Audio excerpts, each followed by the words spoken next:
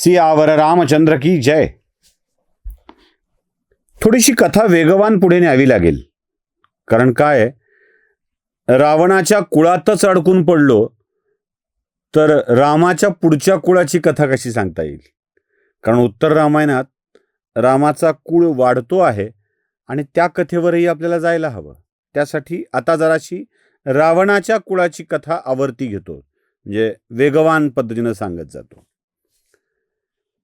दैत्याचे 3 पुत्र माल्यवान, सुमाली आणि माली. यापैकी मालीचा वध भगवान विष्णूंनी केला आणि माल्यवान सुमालीचा पराभव केला. पराभव असा की ते खचून जातील आणि त्यांनी लंका सोडली. लंका सोडून ते निघून गेले, पाताळात गेले, रसातळात गेले. आता रसातळात गेल्यानंतर तिथेच बसून आपापलं राज्य स्थापन करून आपल्याच लोकांवरती राज्य करत, उपजीविका करत ते जगत होते.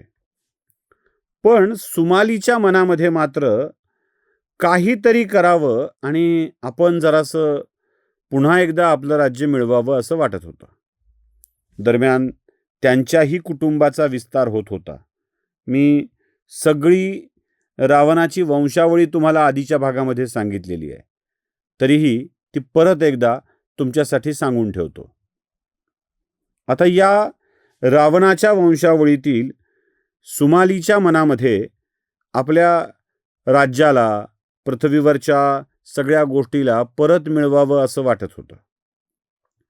आता हे परत कसं मिळवायचं? मधल्या काळात एक कथा मी तुम्हाला सांगितली होती की ब्रह्मदेवाचे मानसपुत्र पुलत्स्य, पुलत्स्याचे पुत्र विश्रवा, विश्रवाला मुलगा कसा झाला, कोणत्या ऋषीपासून झाला, त्याचं नाव काय, वैश्रवण. या वैश्रवणाला लोकपाल केलं गेलं. लोकपाल केलेला वैश्रवण हा परत लंकेत स्थायिक झाला. म्हणजे राक्षसांना दिलेली लंका वैश्रवणाला दिली. राक्षस आधीपासून कसे होते ही सगळी कथा सांगितली गेली होती. सुमालीच्या मनामध्ये मात्र आपण जे गमावलंय ते परत मिळवावं असं वाटत होतं.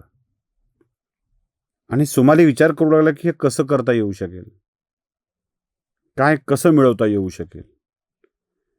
तेव्हा त्यानं आपली एक पुत्री केकसी हिला सांगितलं की बाळा, तुला एखाद्या ऋषीमुनींकडून या सगळ्या त्यांचं प्रेम आत्मसात करून, विश्वास आत्मसात करून त्यांच्याकडून दिव्य पुत्रांची प्राप्ती करून घ्यावी लागेल आणि त्या पुत्रांना आपण पुढे तपश्चर्या करायला लावून त्यांच्याकरवी आपण गमावलेलं सगळं परत मिळवू शकतो.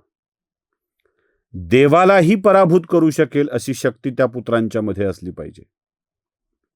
लक्षात घ्या, देवाला पराभूत करण्याची शक्ती पुत्रांच्या मध्ये यायची असेल तर त्यासाठी साधना, तपश्चर्या असावी लागते. तुम्हाला बघ, कुठला तरी असे ऋषी बघ ज्यांच्याकडे ही साधना असते. केकसी अशा ऋषीच्या शोधामध्ये फिरत असते आणि तिला एका वनात महर्षी विश्रवा तपश्चर्या करताना दिसतात. तेजपुंज असलेले ऋषी महर्षी विश्रवा तपश्चर्या करत असताना ती केकसी एकटक त्या ऋषीकडे बघत बसते. मायावी विद्या असल्यामुळे अत्यंत लावण्यवती रूप घेऊन ती महर्षी विश्रवांच्या आजूबाजूला फिरत राहते. विश्रवा तपश्चर्येत मग्न असतील तेव्हा त्यांची सेवा करते, त्यांना कुठली अडचण येऊ नये यासाठीची व्यवस्था बघते. आणि विश्रवा सुद्धा एक दिवशी तिला बघतात, तिला म्हणतात की काय तुला हवंय काय नेमकं. ती म्हणते, महर्षी, तुमची ही सगळी तपश्चर्या बघून, तुमचं रूप बघून, तुमची साधना बघून, तुमचं साधनेचं बळ बघून मी तुमच्यावर मोहित झाले आहे. विश्रवा सांगतात, बाई मी तर विवाहित आहे. ती म्हणाली, मला विवाह नको आहे, विवाह नको आहे. मग मला तुमच्याकडून पुत्र हवे आहेत. असे सशक्त, असे बलशाली, असे तेजस्वी असे पुत्र, ज्या पुत्रांच्यामुळे माझा उद्धार होईल, माझ्या कुळाचा उद्धार होईल, ते आपले पुत्र म्हणून गणले जातील. हो नाही, हो नाही करत बराचसा काळ जातो आणि पुन्हा एकदा केकसी हाच प्रस्ताव घेऊन विश्रवांच्याकडे जाते. विश्रवांच्याकडे हा प्रस्ताव ठेवल्यावर विश्रवा यांना होच म्हणावं लागावं अशी स्थिती ती आणते आणि त्यावेळी महर्षी विश्रवांच्याकडून होकार घेते. हा होकार घेतल्यानंतर महर्षी विश्रवा तिला म्हणतात, केकसी, तू दिव्य पुत्रांच्या अभिलाषेने आली आहेस, पण ज्या मुहूर्तावर तुला माझ्याकडून पुत्रप्राप्ती हवी आहे ते मुहूर्त आत्ता बघितलं तर दिव्य दैवी शक्ती असलेलं, सद्गुण असलेलं पुत्रधन मी तुला देऊ शकत नाही. आताच्या मुहूर्तावर जी पुत्रप्राप्ती तुला होईल ती शक्तिशाली असेल, हुशार असेल, पण राक्षसी वृत्ती असलेली असेल, हे लक्षात ठेव. केकसीला यापेक्षा वेगळं काय पाहिजे? यापेक्षा वेगळं काय पाहिजे? ती म्हणाली, आपण जसं म्हणाल तसं मी आपल्याकडून पुत्रप्राप्ती प्राप्त करून घेऊनच धन्य होऊन जाईल. मग महर्षी विश्रवा आणि केकसी यांच्या संबंधातून पुढे अशा पुत्रांची प्राप्ती होते, ती एकेका पुत्राला जन्म देऊ लागते.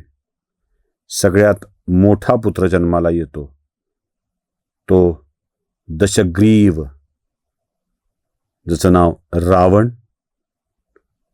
दुसरा पुत्र जन्माला येतो, त्याचं नाव कुंभकर्ण. तिसरी कन्या जन्माला येते, तिचं नाव शूर्पणखा. आणि चौथा पुत्र जन्माला येतो, हा जरासा बऱ्या मुहूर्तावर जन्माला आलेला असतो, त्याचं नाव बिभीषण. ते म्हणतात, तुझी पहिली 3 लेकरं ही राक्षसी वृत्तीची असतील, ज्यांचा दैवावर, देवावर, सद्गुणांवर विश्वास नसेल. पण तुझा शेवटचा पुत्र बिभीषण हा या सगळ्यांच्या पापाला दूर करून देवाच्या सानिध्यात राहू शकेल अशा स्वरूपाचा हा पुत्र असेल आणि तोच तुझ्या कुळाचा उद्धार करील.